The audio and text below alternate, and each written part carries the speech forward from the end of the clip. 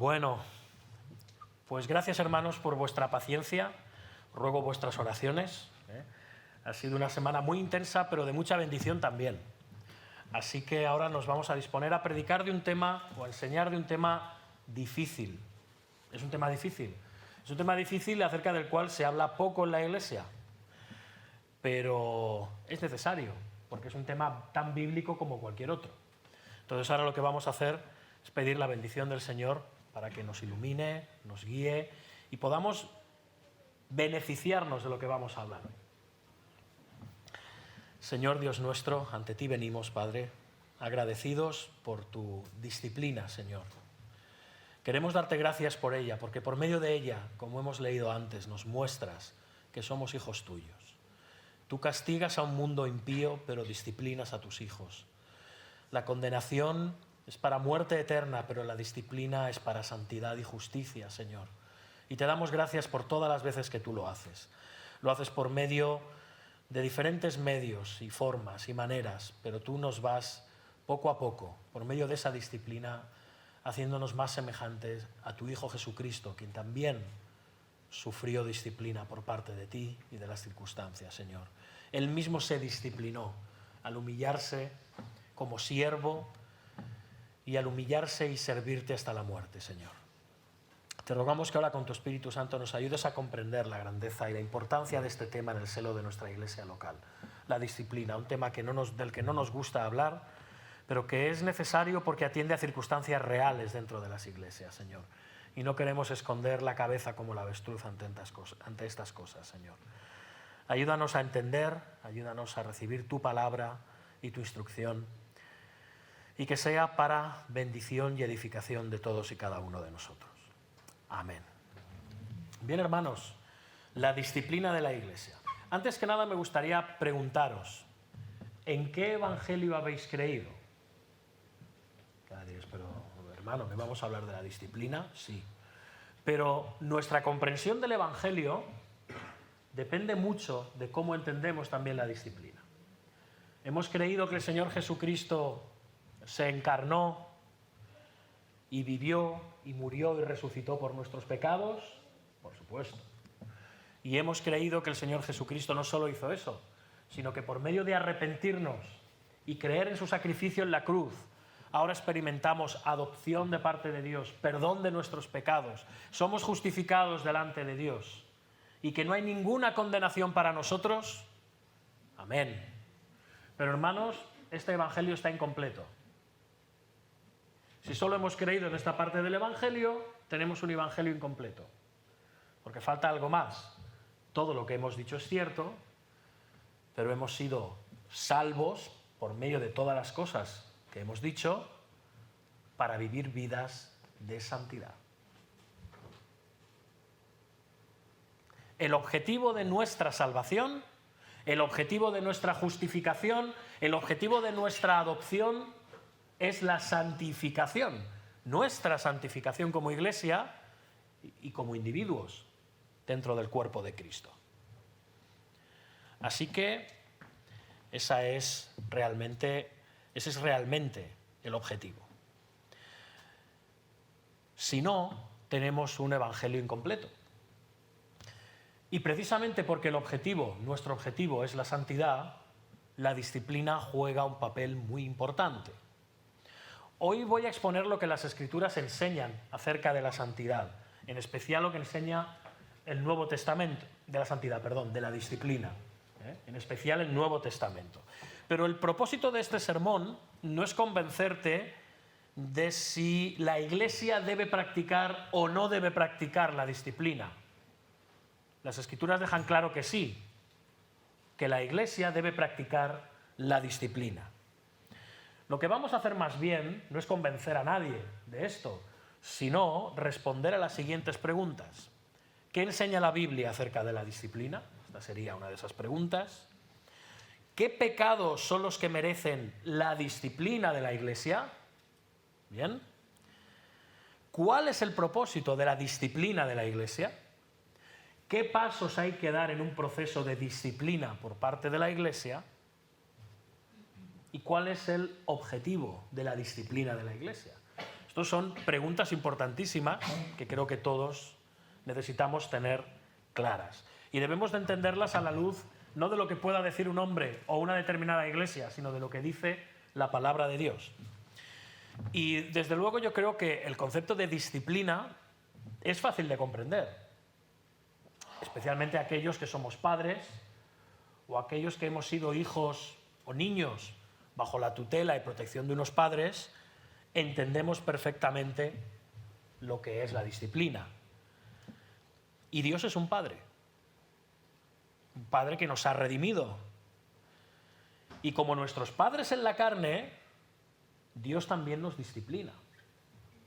Y lo hace de diferentes maneras. Como dice el pasaje de Hebreos 12, y os animo a que abráis vuestras Biblias. Este es un sermón temático, así que vamos a estar en varios lugares en las Escrituras. Vamos a la carta de Pablo a los Hebreos, capítulo 12, que es el texto con el que hemos abierto nuestro culto. Hebreos, capítulo 12. Allí dice lo siguiente el escritor, a partir del versículo 5. Dice: ¿y habéis ya olvidado la exhortación que como a hijos se os dirige diciendo: oh hijo mío, no menosprecies la disciplina del Señor, ni desmayes cuando eres reprendido por Él? ¿Os fijáis?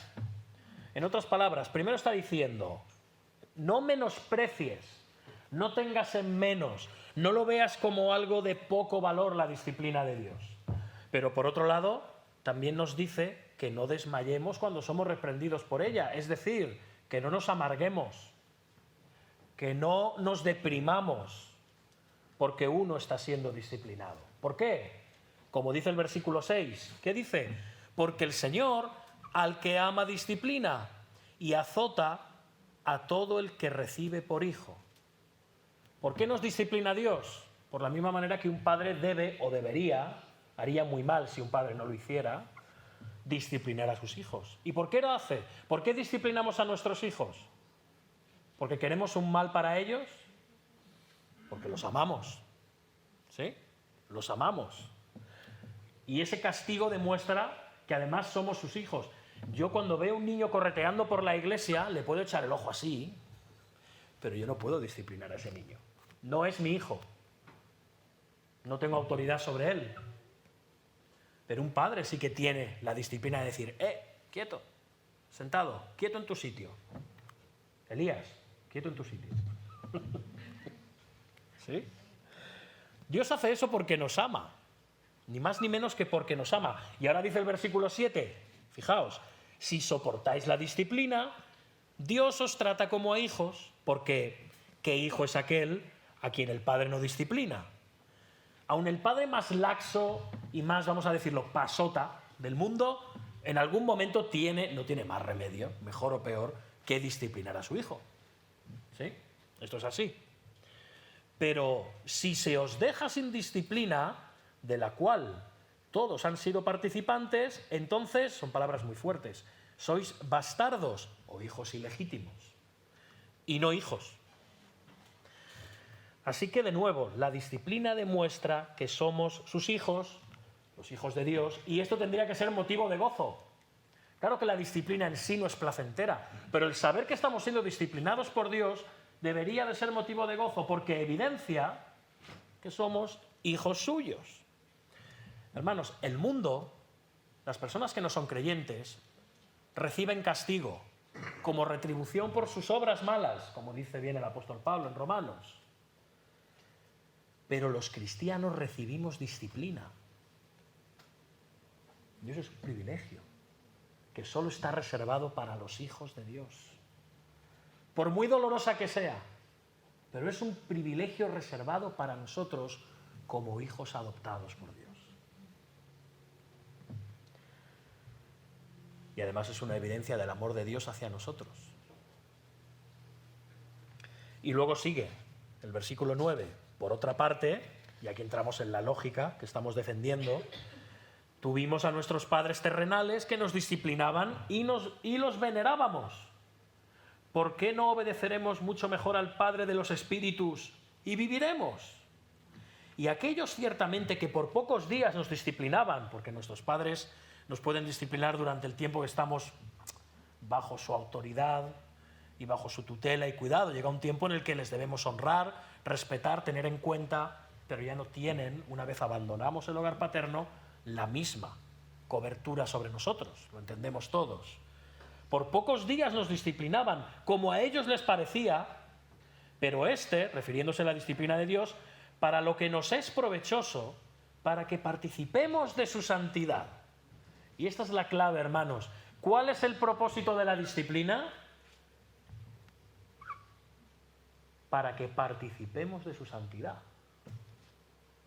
La disciplina santifica.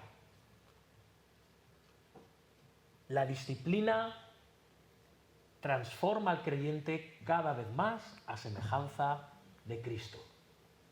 Como decíamos en la escuela, va volviendo a formar la imagen de Dios en el creyente.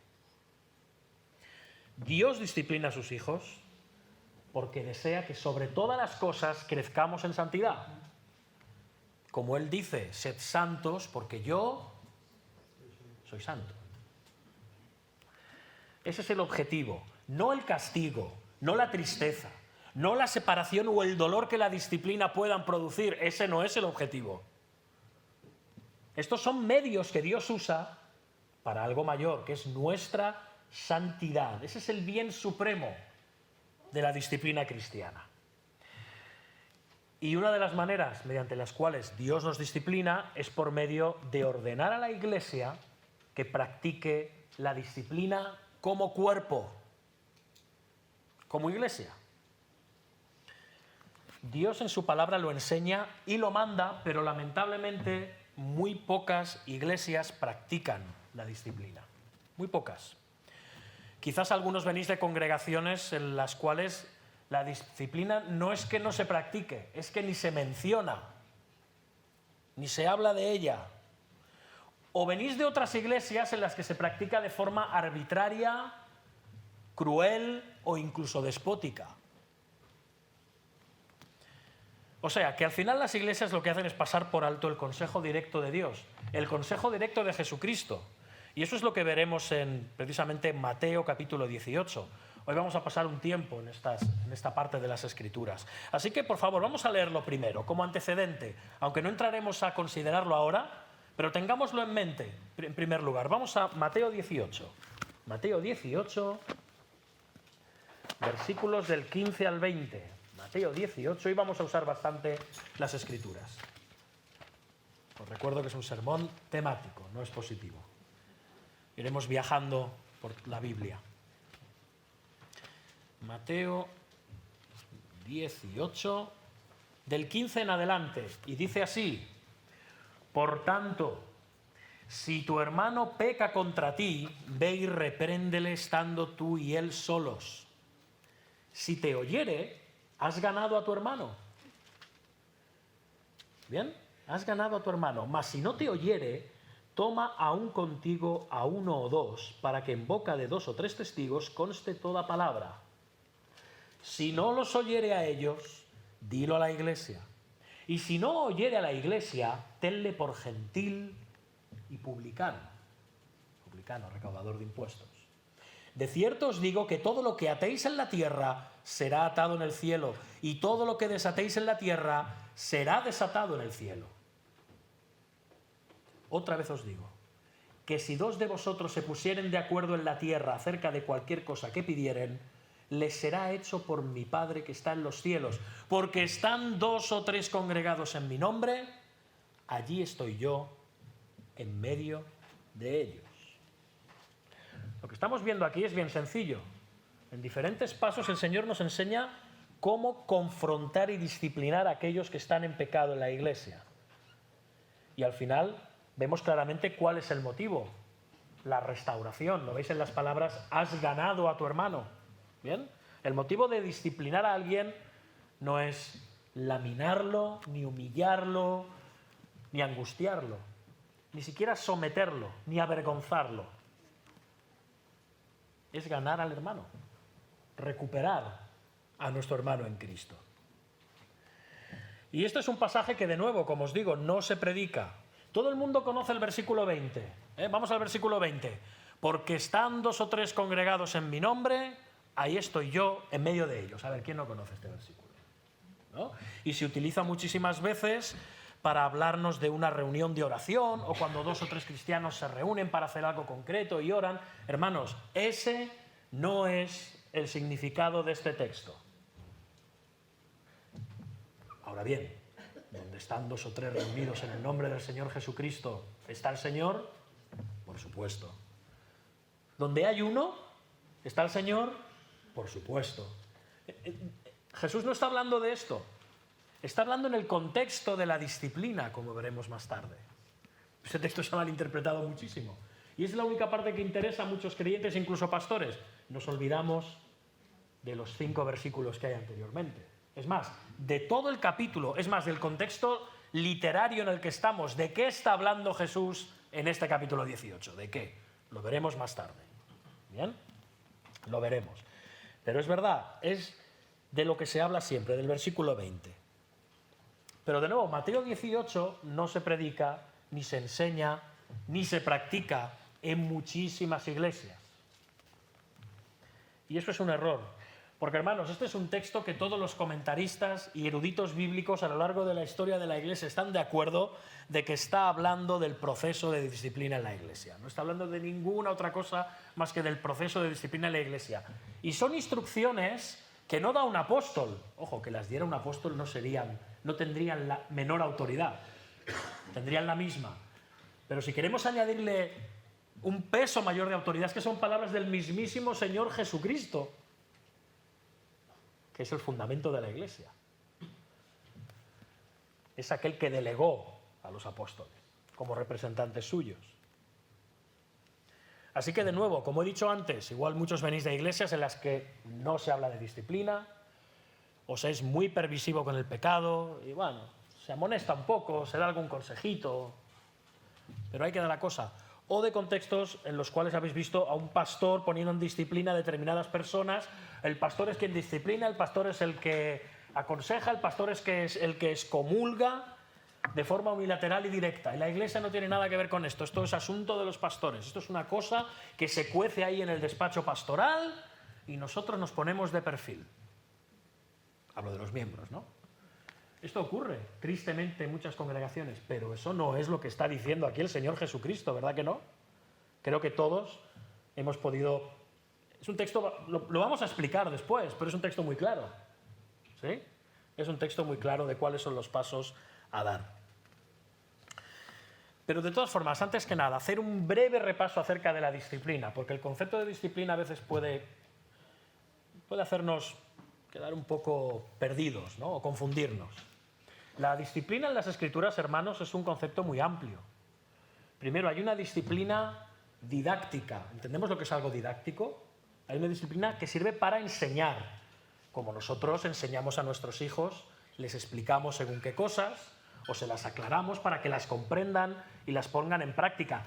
Eso no es un castigo, eso es enseñar. Y eso es disciplina. De hecho, la palabra disciplina en castellano tiene mucho que ver con discipular. Son palabras sinónimas, similares. Al discípulo se le disciplina. Entonces, ¿qué es esto de la disciplina didáctica? La disciplina que enseña. Bueno, pues es sencillo. Nosotros los cristianos somos permanentemente enseñados por medio de las Escrituras, por medio de leer buena literatura cristiana, por medio de la predicación de la palabra, por medio de la Iglesia. Somos enseñados y se nos enseña o enseñamos a otros permanentemente. ¿Verdad que sí? Así nos lo muestra 2 Timoteo 3, 16 y 17, ¿recordáis?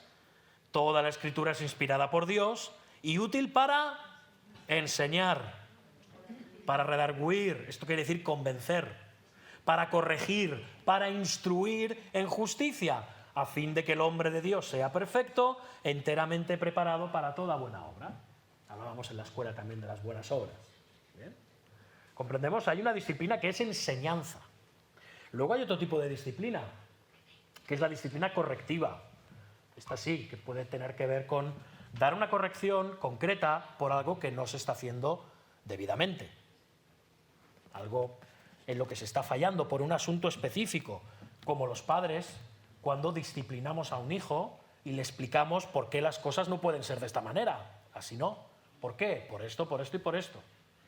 Y hay un correctivo en la enseñanza. No solo una enseñanza general que tú vas recibiendo, como el caso anterior, y vas asimilando interiormente. No, esto es una disciplina concreta por un asunto específico, que es importante tratar. Y esto lo hacemos en la iglesia, pues por medio de hermanos maduros que se acercan a nosotros y nos enseñan, nos corrigen, nos exhortan, por medio de los pastores. Hay diferentes maneras, pero estamos recibiendo una corrección contra un proceder que puede perjudicarnos a nosotros y perjudicar a otros. ¿Bien? Esto es una disciplina correctiva. ¿Bien? Proverbios 15:32. El que tiene en poco la disciplina menosprecia su alma, mas el que escucha la corrección tiene entendimiento. ¿Bien? Siempre y cuando esa corrección no sea una opinión particular, sino que esa opinión esté fundamentada en el consejo bíblico. ¿Bien? Y luego tenemos el tercer tipo de disciplina, que es la disciplina punitiva. ¿Entendemos lo que es algo punitivo? Es un castigo. Amigo, esto ya es otra cosa. Es una disciplina que castiga. Y Dios en su gracia y en su amor, como veíamos también en la escuela, nos ha prometido no abandonarnos jamás. Ha prometido que nos dará todo lo necesario para que perseveremos hasta el fin, aun cuando nos apartemos de sus caminos.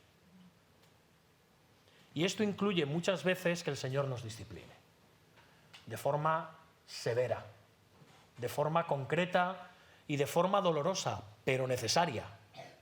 Necesaria. Él nunca nos dejará, hermanos. Igual que nosotros no dejamos a nuestros hijos, ni los damos por casos perdidos, y los castigamos porque a veces es necesario, después de enseñar, después de corregir, si no hay obediencia, lo que viene es castigo. Dios hace exactamente igual con nosotros, exactamente lo mismo.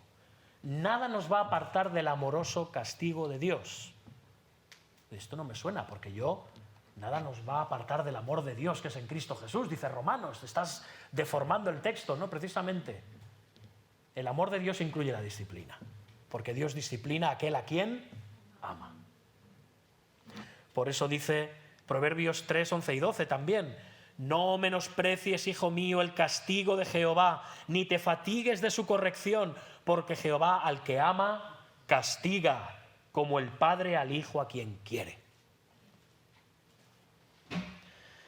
Así que vemos que hay tres tipos de disciplina. De la disciplina de la que vamos a estar hablando hoy es de la disciplina punitiva. Quizá la más desagradable de todas, el castigo. A ningún padre le gusta castigar a sus hijos. Y vamos a hablar de esa disciplina. Y además la disciplina punitiva, al final, el castigo, engloba a lo demás. Porque por medio del castigo también aprendemos y somos corregidos. Ahora bien, de nuevo, ¿por qué no se practica apenas la disciplina en la iglesia? Bueno, pues porque muchos pastores en las iglesias tienen temor de que si implementan esta disciplina, la iglesia se les va a quedar vacía. Se van a ir los miembros de la iglesia. Esto no es una iglesia en la que se practique el amor los unos por los otros. Y aunque muchos pastores y muchos miembros en las iglesias reconocen que la disciplina eclesial es bíblica, no se atreven a practicarla. Por una mera cuestión, o bien de interés, tener los bancos llenos puede implicar mayores beneficios económicos, así que toleramos lo que caiga y aquí no pasa nada. Eso sí, que no baje la asistencia y que no bajen las ofrendas. Es triste, ¿no? Y luego están los que tienen miedo, temor al hombre. Personas que tienen más miedo al hombre que a Dios, que es el que manda que hay que disciplinar a las personas en la iglesia cuando es meritorio hacerlo. Y de la manera en la que las Escrituras dicen que hay que disciplinar. ¿Bien? Esto es importante que no lo olvidemos.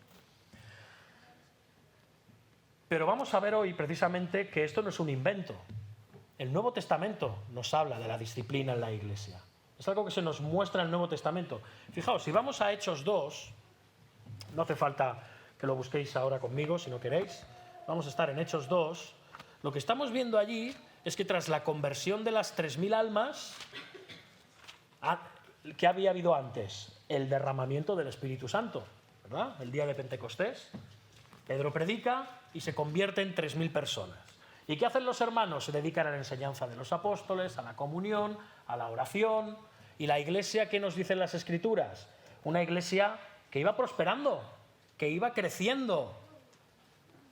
Y Lucas, el escritor de Hechos, fijaos, nos dice que debido a ello estaban alabando a Dios, teniendo favor con todo el pueblo, y el Señor añadía cada día a la iglesia los que habían de ser salvos. Fijaos, la iglesia estaba creciendo. Debido a la obra del Espíritu Santo, el Evangelio estaba alcanzando cada vez a más y más personas, y la iglesia crecía, la iglesia prosperaba, la iglesia se fortalecía, hasta que pasa una cosa muy llamativa. Llegamos al capítulo 5 de los Hechos, aquí sí, si queréis acompañadme, y nos encontramos desde el principio a una pareja. ¿Recordáis los nombres? Ananías y Safira. ¿Y qué hacen estos dos? Este matrimonio de creyentes. Porque os quiero decir que el texto bajo ningún concepto nos está diciendo que no fueran creyentes. Nos está hablando de su pecado. Pues ¿qué encontramos? Que venden una propiedad y la venden por un precio, y hasta ahí todo está bien, ¿no? Y luego se quedan la mitad para ellos y la otra mitad, ¿qué hacen? La ofrendan a la iglesia. Y de nuevo, ¿hasta ahí hay algún problema? Ningún problema, ¿no? Es su propiedad, ellos la venden, ellos deciden qué hacen con el dinero, si dan una mitad, si dan un cuarto o si no dan nada. Pero no es lo que ocurre aquí. Hasta ahí estaba todo bien. Lo que ocurre es que ellos lo que hacen es cuando dan la parte de la ofrenda, la mitad del precio, dicen que ese es el precio por toda la heredad. Lo que ellos están ofrendando es decir, no, este es el precio que hemos recibido. Estamos dando todo el dinero de nuestra heredad que hemos vendido y lo ponemos a los pies de los apóstoles. Y evidentemente, hermanos, esto es un pecado. Es un pecado primero de mentira, después de hipocresía y seguramente también de deseo de prominencia dentro de la iglesia y de falsa piedad, de dar una imagen de lo que no eran. Y vemos cómo Pedro y los apóstoles confrontan a este matrimonio. Vamos a los versículos del 3 al 6. Y dijo Pedro a Ananías: ¿por qué llenó Satanás tu corazón para que mintieses al Espíritu Santo y sustrajeres del precio de la heredad, reteniéndola? ¿No se te quedaba a ti y vendida no estaba en tu poder? ¿Por qué pusiste esto en tu corazón? No has mentido a los hombres, sino a Dios. Al oír Ananías estas palabras, cayó y expiró. Caramba. Y vino gran temor sobre todos los que lo oyeron. ¿Os imagináis qué escena? Esto ocurriera aquí en medio, que alguien de repente y cayera fulminado al suelo. Y lógicamente, y vino un gran temor sobre todos los que lo oyeron. Esta es la situación. Y aquí vemos la disciplina de una forma fulminante y radical. ¿Y luego qué ocurre? Vamos a los versículos del 7 al 10. Aquí llega Safira, tan feliz, ella no sabía nada del asunto, tralará. Llega allí, se presenta ante los apóstoles. Vamos a ver lo que nos dice. Versículos del 7 al 10. Pasado un lapso como de 3 horas, sucedió que entró su mujer, tan tranquila, no sabiendo lo que había acontecido. Entonces Pedro le dijo: dime, ¿vendisteis en tanto la heredad? Y ella dijo: sí, en tanto. Y Pedro le dijo: ¿por qué convinisteis en tentar al Espíritu del Señor? He aquí a la puerta los pies de los que han sepultado a tu marido y te sacarán a ti. Al instante ella cayó a los pies de él y expiró, y cuando entraron los jóvenes la hallaron muerta y la sacaron y la sepultaron junto a su marido. ¡Wow! ¡Qué lección! ¡Qué lección!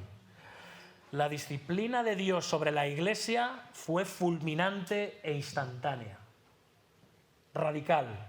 Hermanos, este pasaje nos está mostrando lo serio que es para Dios el pecado en el seno de la Iglesia. Ese es el propósito de ese pasaje. Entonces, ¿por qué ahora nos muestra esto el apóstol, el escritor de Hechos, Lucas? ¿Por qué nos muestra esto? En medio de todo este pasaje que parece que es de permanente victoria, que la Iglesia avanza y se fortalece. ¿Por qué? Precisamente por eso. El Espíritu Santo está mostrando cuán importante es en el seno de la Iglesia el pecado, cuán importante es para Dios, cuán importante es la santidad externa, pero también la santidad interna.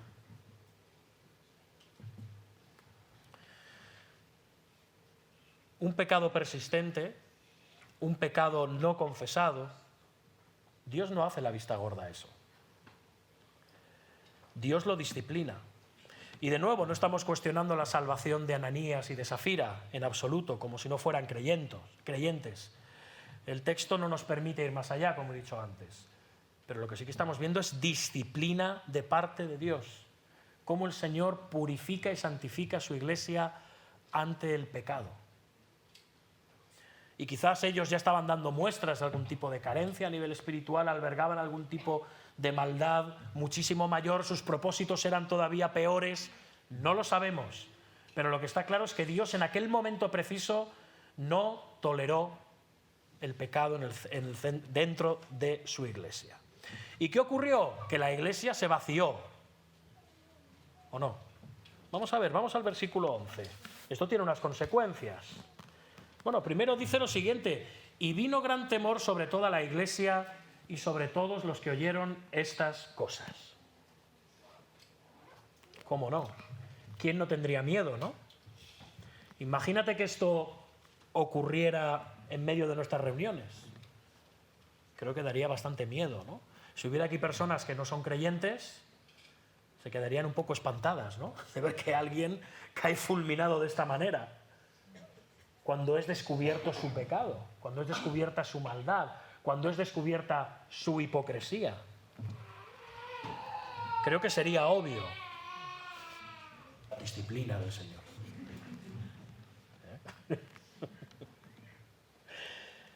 Claro que produciría temor a cualquiera que estuviera aquí, ¿no? Se aterrorizaría.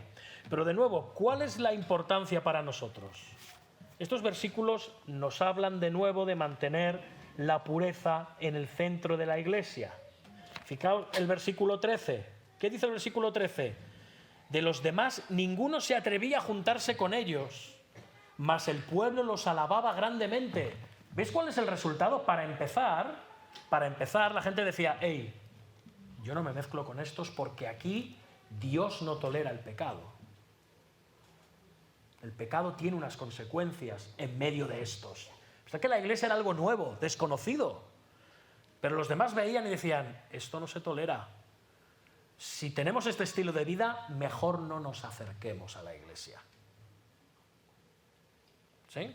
Mejor no nos acerquemos a los cristianos, porque su Dios no lo tolera. Versículo 13 lo deja claro. ¿Pero qué hacían además? Al mismo tiempo, ¿qué? ¿Qué dice al final del versículo 13? Los alababan. No era solo temor, era alabanza. Decían: este es un pueblo santo, este es un pueblo puro. Esto no es como cualquier otra religión que tolera lo que venga en el seno de la membresía de la Iglesia. No. Hay unas consecuencias, hay santidad, hay pureza. Se esfuerzan por reflejar la gloria de su Señor en su vida. Esto es lo que vemos. ¿Bien? Se ve claramente. Todos lo vieron. Así que, hermanos, la disciplina en la Iglesia sirve para los de dentro, pero también sirve para los de afuera. Para que sepan que aquí no se toleran las mismas cosas que allí. Que el pueblo de Dios es distinto. Es un glorioso testimonio de la santidad del pueblo de Dios el que se practique la disciplina en la Iglesia cristiana. La Iglesia cristiana no es un club, no es una asociación, ni una fraternidad como la de los Boy Scouts, los excursionistas o los coleccionistas de pipas. Digo, de pipas de fumar, pipas. ¿Bien? Hermanos, los creyentes no son perfectos. Por supuesto que no son perfectos. pero nos esforzamos por vivir en piedad y en santidad. Y los que están fuera de la iglesia lo tienen que ver, lo tienen que notar. Es inevitable y la disciplina es uno de los medios. Hermanos, si los pecadores impenitentes se sienten tan tranquilos en el seno de la iglesia como si no pasara nada, no estamos mostrando realmente que somos diferentes del mundo. Algo está fallando. La iglesia está comprometida con la santidad y las personas que no viven en santidad no se pueden sentir cómodas en la iglesia. Cuidado, no estoy diciendo que no demos una afectuosa bienvenida a quien quiera venir a la iglesia. Las puertas de esta iglesia están abiertas a todo el mundo. A todo el mundo. Evidentemente siempre y cuando guarde el decoro y la decencia. Estar en la iglesia no necesariamente quiere, congregado con el pueblo de Dios, no necesariamente quiere decir ser cristiano. Y eso lo entendemos. Y que vengan más, y mucho mejor que estén aquí a que estén en ningún otro lugar. Van a estar escuchando el Evangelio, van a estar asociándose con personas santas, van a ver un ejemplo vivo de lo que es el cristianismo. Esto es una cosa. Y otra cosa es que ellos no se tengan que sentir incómodos, porque es inevitable que si la iglesia vive en santidad, un no creyente se sienta incómodo en el seno de la congregación. Ahora bien, ¿qué ocurre cuando se aplica la disciplina? ¿Se vacía el local? Vamos al versículo 14. ¿Qué dice el versículo 14? Y los que creían en el Señor aumentaban más, gran número así de hombres como de mujeres. Caramba. Practicar la disciplina en la iglesia resultó ¿en qué? ¿En que la iglesia se hizo más pequeñita? No, que aumentó, creció. Porque las personas dijeron, vosotros sois diferentes, vosotros sois el pueblo de Dios. Dios está en medio de vosotros. Esos son los resultados de aplicar la disciplina. Cuando la iglesia es fiel en confrontar el pecado, Dios la bendice. Y de nuevo, no es que los cristianos no pequemos, creo que de sabido es que sí que lo hacemos. Pero los cristianos, comprometidos con la santidad,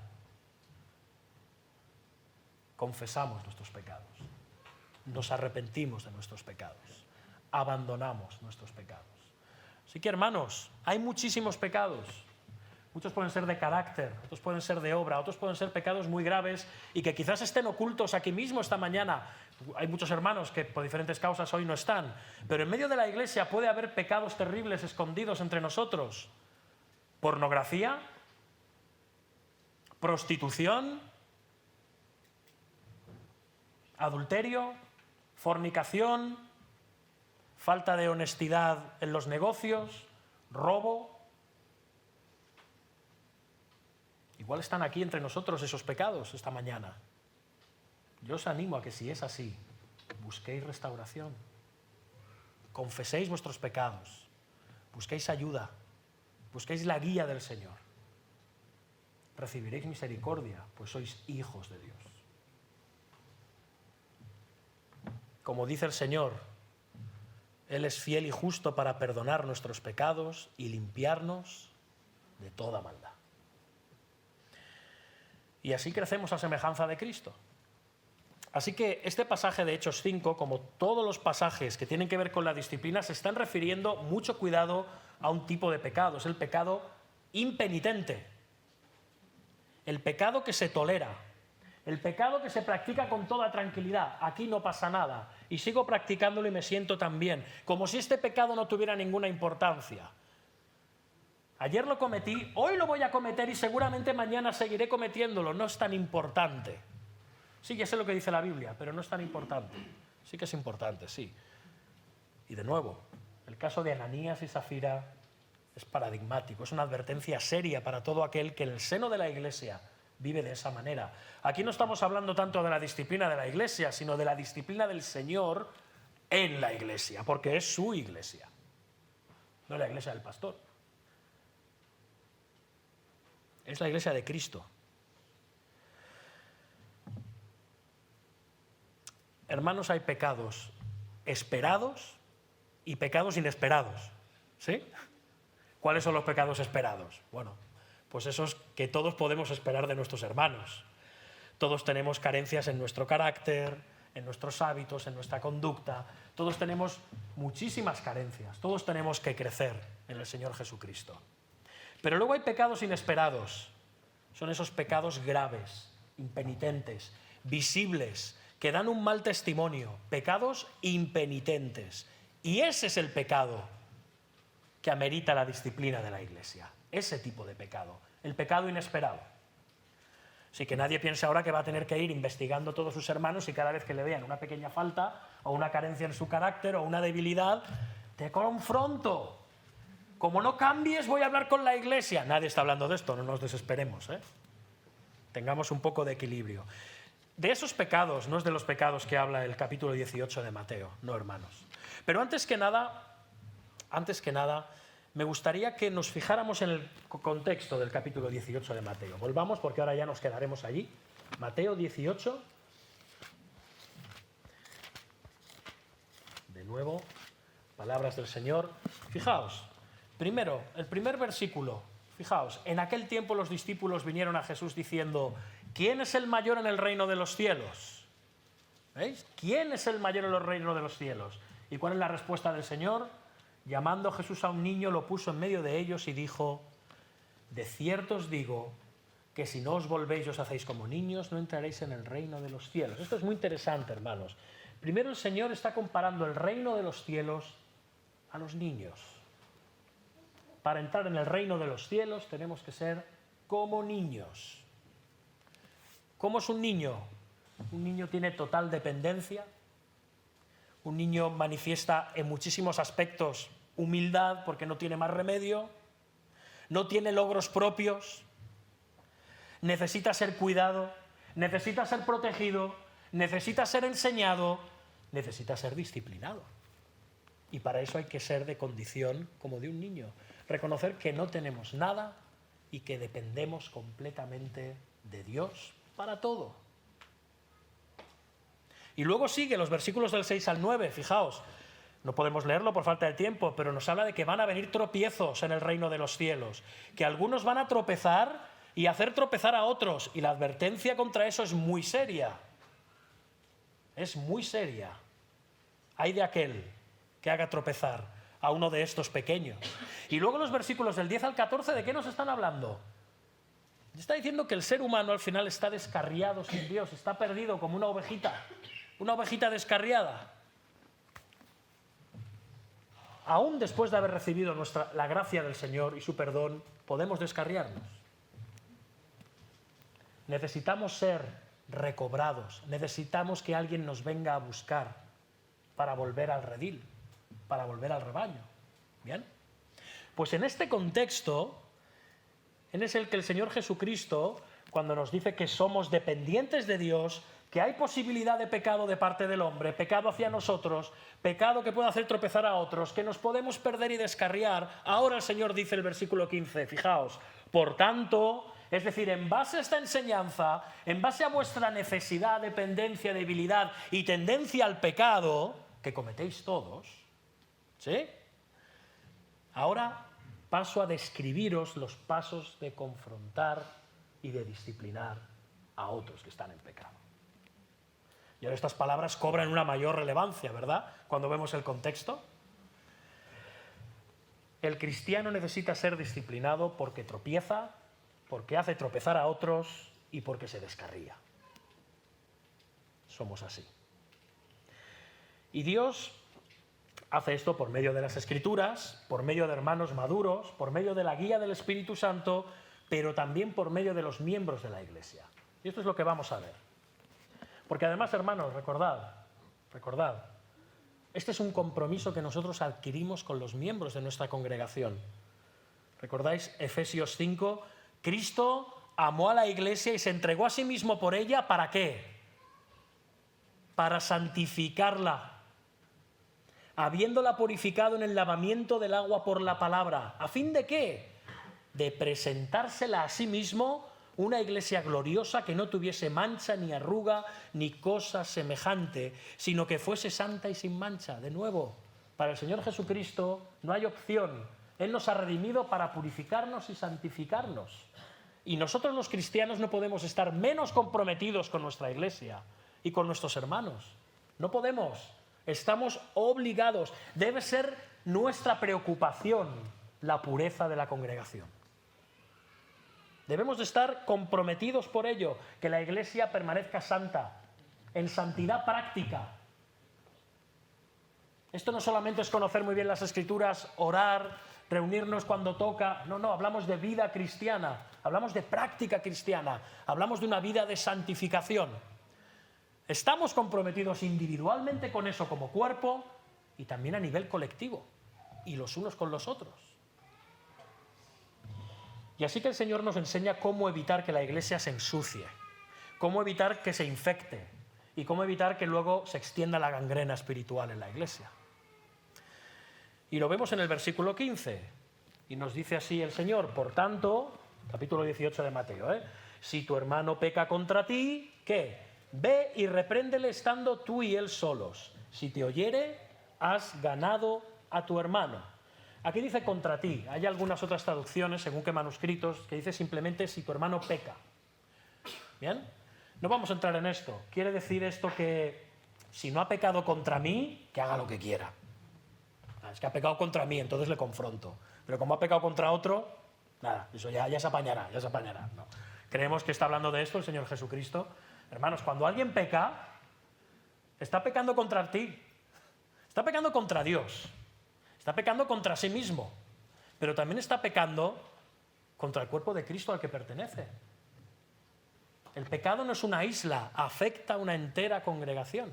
El pecado nos afecta a todos, el pecado de un miembro nos afecta a todos.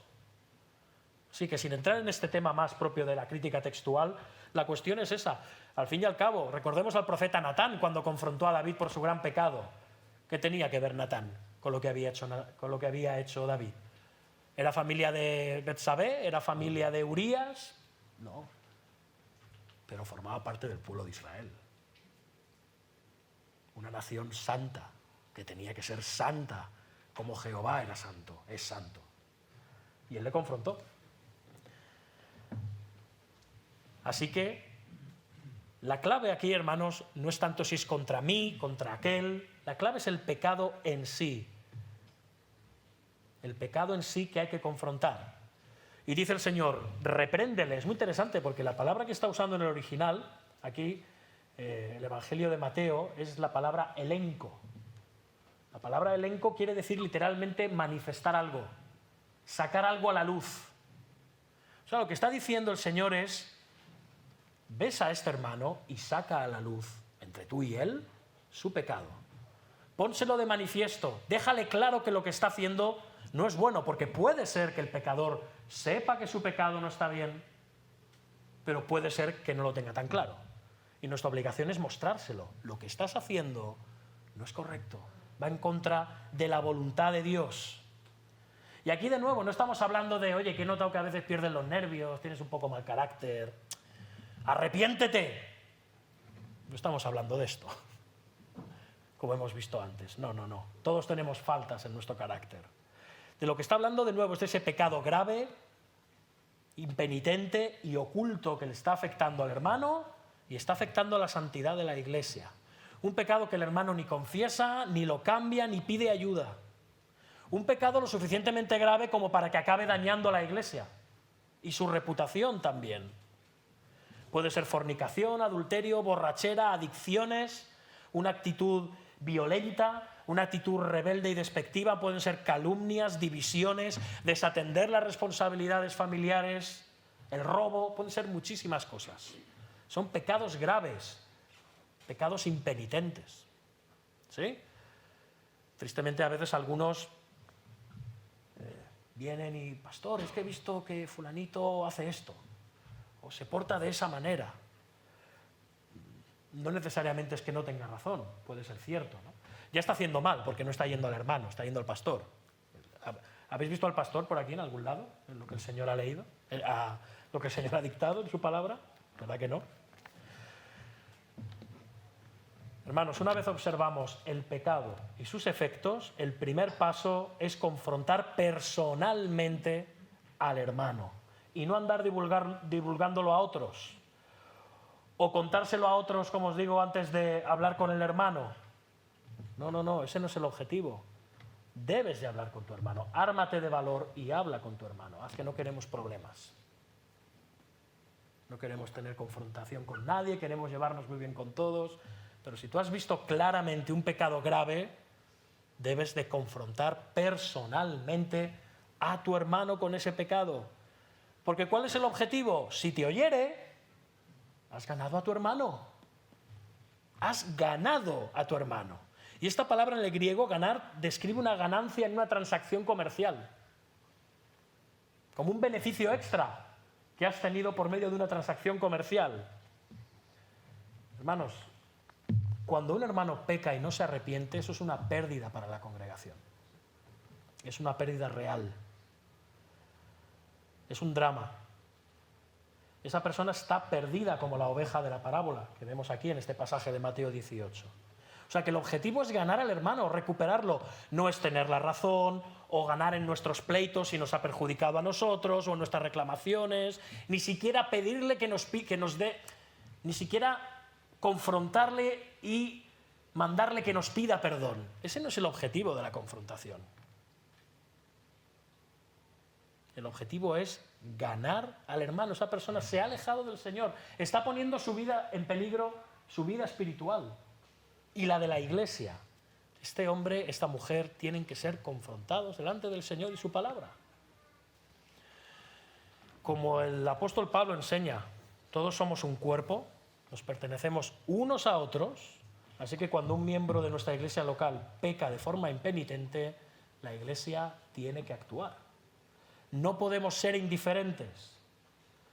La pureza de la iglesia depende de la salud espiritual de cada uno de sus miembros. Hermanos, cuando no hacemos esto, lo que estamos diciendo es que esa persona no tiene valor para nosotros. Nos da igual. Cuando se trata de un familiar nuestro, de un hijo, de una esposa, de un hermano, entonces sí que nos involucramos, ¿verdad? Pero cuando se trata de nuestros hermanos en Cristo, es que son solo hermanos en Cristo. Vaya. Es que mi hermano carnal es otra cosa. Excelente. Muy bien. ¿Y tus hermanos en Cristo? Que son aquellos por los que el Señor Jesucristo, junto contigo, ha muerto y ha entregado hasta la última gota de su sangre. Esos no son importantes. Son importantes para Él, han de ser importantes para ti. No puedes pasar de largo cuando eres consciente de un pecado grave. Se debe de confrontar con el ánimo de buscar la restauración. ¿Con qué actitud? Por supuesto la de Gálatas 6:1. Hermanos, si alguno fuere sorprendido en alguna falta, vosotros que sois espirituales, restauradle con espíritu de mansedumbre, considerándote a ti mismo, no sea que tú también seas tentado. Hermanos, esto quiere decir que, primero, vemos el espíritu sin vanagloria, con humildad, con amor, con gracia, pero también siendo conscientes de que nosotros somos susceptibles de pecado. Incluso del mismo pecado que el hermano está cometiendo. No nos pensemos que nosotros no podemos ser tentados para caer en ese pecado. Así que el que piensa estar firme, mire que no caiga, dicen las Escrituras. Y luego sigue el Señor, en el versículo 16, fijaos. Mas si no te oyere, vaya, ¿ahora qué hago? Mas si no te oyere, toma aún contigo a uno o dos, para que en boca de 2 o 3 testigos conste toda palabra. Y aquí el Señor está apuntando directamente a lo que dice Deuteronomio 19:15. Fijaos, cuando dice aquello de no tomará en cuenta a un solo testigo contra ninguno de cualquier delito ni en cualquier pecado en relación con cualquier ofensa cometida. Fijaos, solo por el testimonio de 2 o 3 testigos se mantendrá la acusación. Así que primero tú tienes que buscar a 2 o 3 personas para que sirvan como testigo de que esto es algo real, de que esto es algo que está ocurriendo. Hay que asegurarse muy bien de lo que estamos acusando a alguien. Hemos de evitar acusar a alguien sin tener plena seguridad de que algo realmente está pasando. No podemos confrontar al hermano porque sospechamos o porque pensamos que en su corazón abriga determinados sentimientos o porque creemos o nos han contado que ha hecho algo. Tenemos que ser testigos reales de eso. ¿Sí? O el hermano puede haber venido y habernos confesado eso, pero ha dicho, pero por favor, no se lo digas al pastor. No se lo digas a los hermanos. Este pecado horrible que quede entre tú y yo. No, hermanos. Ese pecado ha de ser confrontado. Esa persona tiene que responder para el cambio, para ser ganado. Entonces, hermanos, si no te oyere, toma dos o tres testigos. Hay quien se salta inmediatamente el primer paso y va al segundo. Enseguida va en busca de 2 o 3 testigos para tener quien le apoye y entonces confrontar a la persona. Esto no es lo que dice el Señor Jesucristo. Tú has de hablar directamente con la persona. Esto es muy común en las personas chismosas, murmuradoras o cobardes. Ir hablando antes con 2 o 3 y después ir a hablar con la persona. A veces se usa hasta como una medida de presión. Te confronto y que sepas que ya hay más gente que lo sabe. Ya he hablado con otros. No. Esto no es lo que vemos en las Escrituras. Confróntale personalmente. Si no hay cambio y arrepentimiento ni confesión, busca 2 o 3 testigos. A ser posible no, necesariamente hombres maduros en la iglesia, personas maduras en la iglesia, pastores, hermanos en el liderazgo, que puedan dar fe de que lo que realmente está ocurriendo. Ni se nos ocurra hacerlo con una persona recién convertida, porque además realmente esto puede ser muy doloroso y muy confuso para una persona recién convertida. Incluso puede llegar a hacerle tambalear en su fe, según qué tipo de pecado puede llegar a haber en el seno de la iglesia. Busquemos personas sólidas, personas maduras en la congregación. También pueden ser hermanas. Preguntemos a los pastores, ocurre este asunto, ¿qué persona me aconsejas que me acompañe? Puede ser uno de ellos el pastor, puede ser otro hermano y otra hermana. Bien, ¿entendemos? La idea ¿cuál es? Primero, estar como testigos ante lo que ha ocurrido. Que eso no es una falsa acusación, que hay pruebas. Pero no son solo testigos, no están allí de convidados de piedra, así. No. Fijaos, el versículo 17 al principio ya nos ayuda a entender. Si no los oyere a ellos, o sea que ellos también tienen que amonestar a esa persona. No solo están como testigos. Tienen que amonestarle, confrontarla y corregirla y llamarla al arrepentimiento. Así que estas personas tratarán también de exhortarles. ¿Con qué espíritu? También con el de Gálatas 6:1. De nuevo, espíritu de mansedumbre. Espíritu de mansedumbre. Hermanos, este proceso puede durar días. Puede durar semanas, dependiendo la magnitud, el alcance y la importancia del pecado. No pensemos que esto funciona, primero hago esto, luego hago esto y luego hago esto, y lo he solucionado en una mañana. No es que a las 9 hablé con él y no me hizo ni caso, a las 12 llamé a unos testigos y a la hora de comer lo confronté y luego por la noche le dije al pastor, presenta esto a la iglesia, que como veremos es el siguiente punto. Esto no está evidenciando preocupación por el hermano. Si el Señor se hubiera portado con nosotros de esa manera, no sé dónde estaríamos. Hay que tener paciencia, hay que tener gracia, hay que tener misericordia y discernimiento. La intención es ganar al hermano, no humillar ni laminar al hermano. ¿Sí? Esa es la intención, ganar al hermano, que él recapacite por sí mismo. Si puede quedar... Porque el pecado no es público y notorio, a veces es inevitable, el pecado es público y notorio y ya poco se puede hacer porque eso trascienda. Pero si no es público y notorio, si puede quedar en la intimidad entre el primer paso, muchísimo mejor. Muchísimo mejor. Bien para la iglesia, bien para el hermano y bien para el testimonio de Cristo. ¿No es así?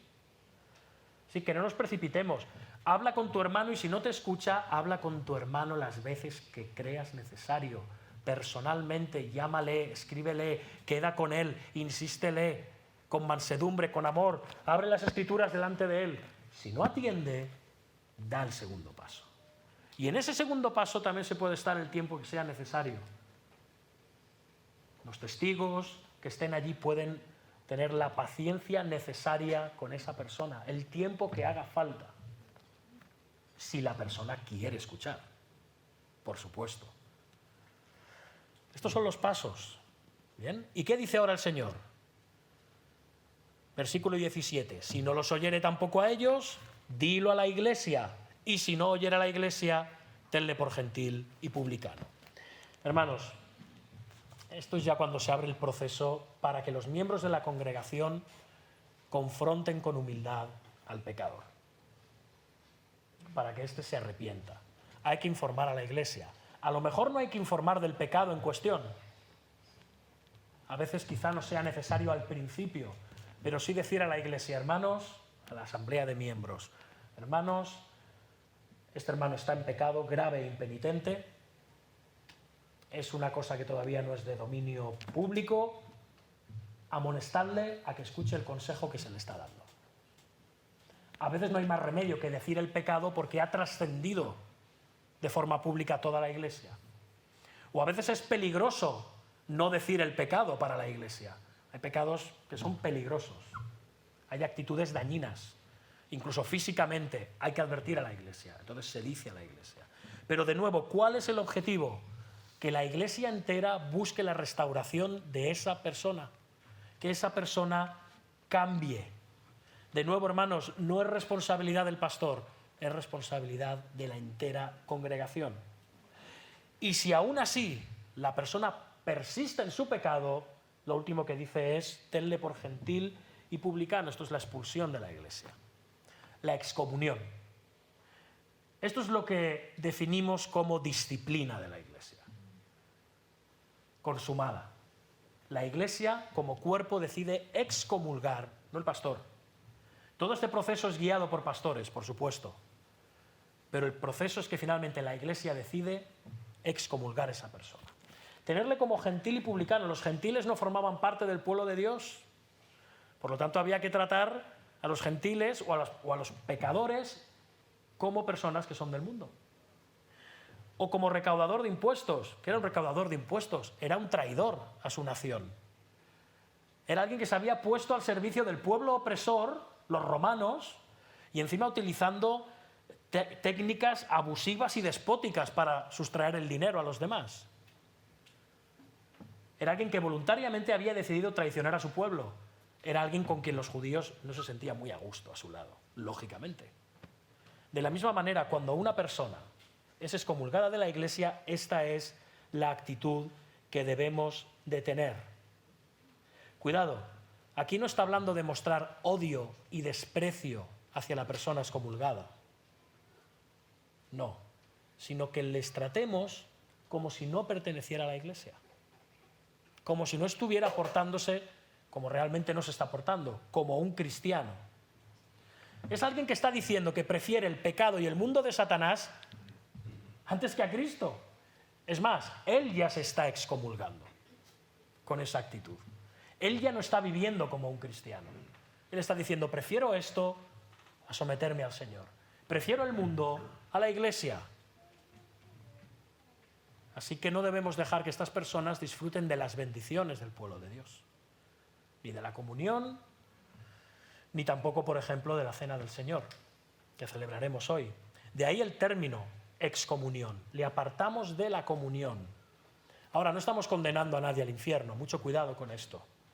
Pero no podemos seguir afirmando que este hombre vive como un cristiano. Por lo tanto, no debemos seguir tratándole como si lo fuera. Para nosotros ya no está comportándose como un cristiano, como dice el apóstol Pablo en 1 Corintios 6:5 acerca de un caso de fornicación en la iglesia. Entregando a Satanás. ¿Qué quiere decir esto? Entregando al mundo en el que él ya quiere estar. Él ha decidido salir de la iglesia. Él ha decidido no someterse a la autoridad de la congregación ni al consejo de la palabra. Él se siente muy a gusto ahí. Entregarle a Satanás. Hay que expulsarle de la iglesia. Y hermanos, es una expresión que suena fea, suena dura, y lo es desagradable, lo es. Es duro y es un paso difícil que dar, por eso se ha de hacer tan lentamente. Por eso se han de dar todos estos pasos que da el Señor, que manifiestan paciencia, gracia y misericordia, la misma que el Señor nos ha mostrado a nosotros. Porque nosotros hubo un tiempo que también fuimos pecadores impenitentes. Y el Señor tuvo gracia y paciencia con nosotros. ¿Qué nos queda como iglesia? La oración, la exhortación, el ánimo. Si no es peligroso, repito, porque a veces puede serlo en casos extremos, el relacionarnos con esa persona, llamarla. Si la vemos por la calle, no cambiemos de acera, aproximémonos a ella. ¿Cómo estás? Te animo a que vengas a la iglesia. Es más, no cerramos la puerta de la iglesia a esas personas. De nuevo, salvo que sea peligroso para la iglesia. Pueden seguir viniendo. No tenemos que negarles un hola y un adiós. En absoluto. Nadie está hablando de eso, de relegar a alguien al ostracismo. No. Pero no podemos seguir tratándoles como si aquí no pasara nada. Hacemos lo mismo con nuestros hijos.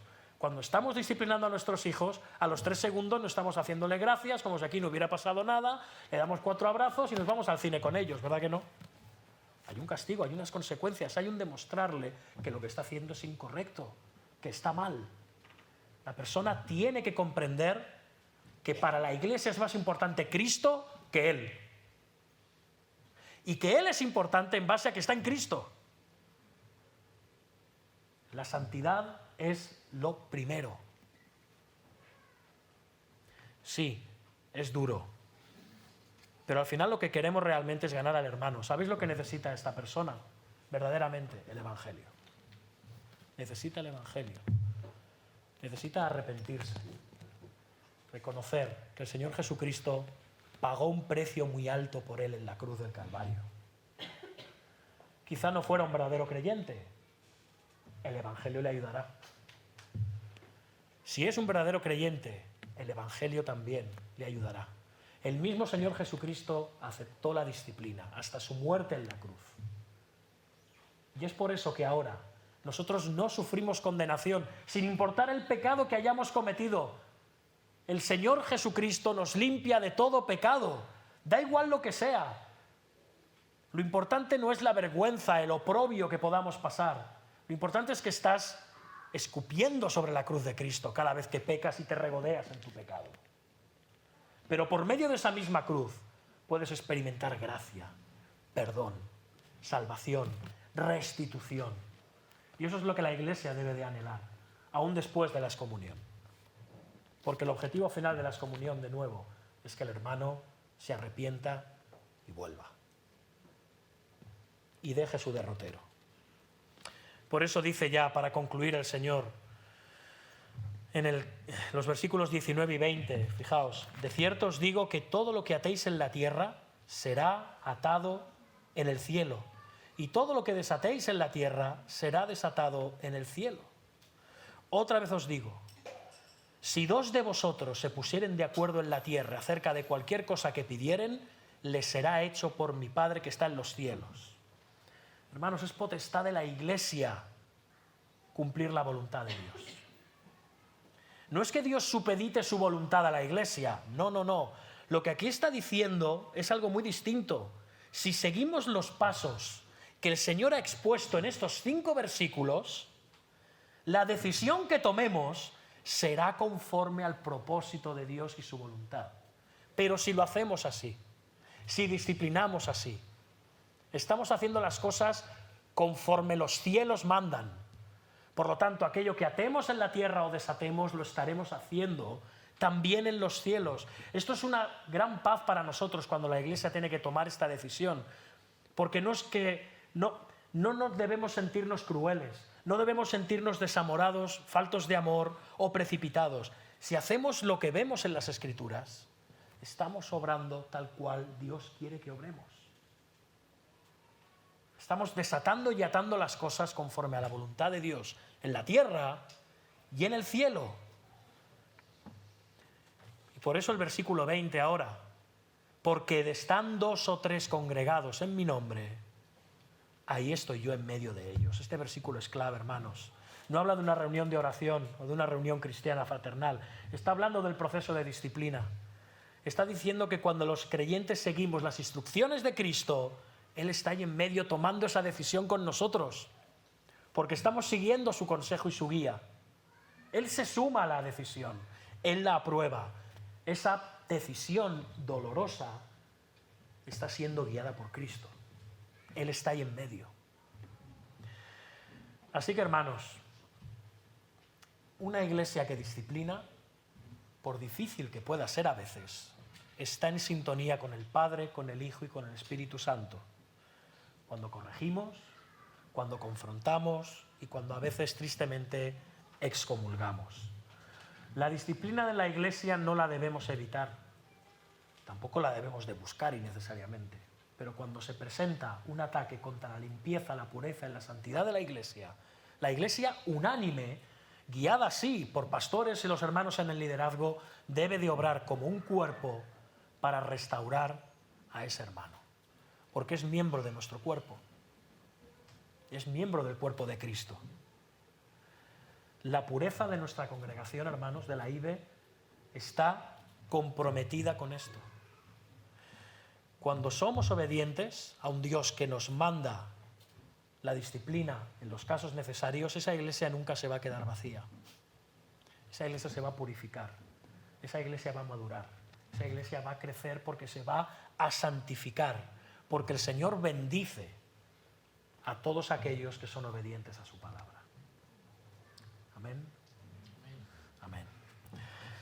Señor Dios nuestro, ante ti venimos para agradecerte, Señor, tu palabra, tu consejo y tu guía. Sabemos que son temas difíciles de los que hablar y que tú quieras evitarnos de ese dolor, Señor, si ese es tu propósito y tu voluntad para esta congregación. Pero si no, que podamos hacer todo lo que tu palabra manda, lo que el Señor Jesucristo manda en estas palabras que hemos considerado hoy, con espíritu de apacibilidad, de gracia, de mansedumbre, de amor, de deseo por restaurar a nuestro hermano, de no querer ponernos por encima de nadie pretendiendo que somos más santos que otros, sabiendo que nosotros también no solo podemos caer, sino que caemos y hemos caído. Señor, ayúdanos, Señor, danos la fortaleza que necesitamos para andar en tu palabra y en tu voluntad, pero al mismo tiempo, Señor, Padre, por favor, ayúdanos a ser firmes en nuestra determinación de santificar nuestras vidas y santificar la vida de nuestra iglesia, Señor. Colaboramos contigo en ello, formamos parte de este proceso santificador en medio de la congregación. Queremos que los hermanos que están viviendo en pecado confiesen sus faltas, busquen ayuda y restauración, Señor, para gloria tuya, Señor, para bendición de ellos y para buen testimonio de esta iglesia. Y, Señor, aquellos que pueden llegar a marcharse por medio de un proceso de disciplina, que nosotros estemos pendientes de ellos, que sigamos orando por ellos, velando por ellos, que no los demos como casos perdidos. Y si regresan, que confiemos y confirmemos nuestro amor hacia ellos, no reprochándoles nada, si hay arrepentimiento genuino, como tú no nos reprochas nada a nosotros, Señor. Te damos gracias. Bendice tu palabra, Señor. En el nombre de Jesús. Amén.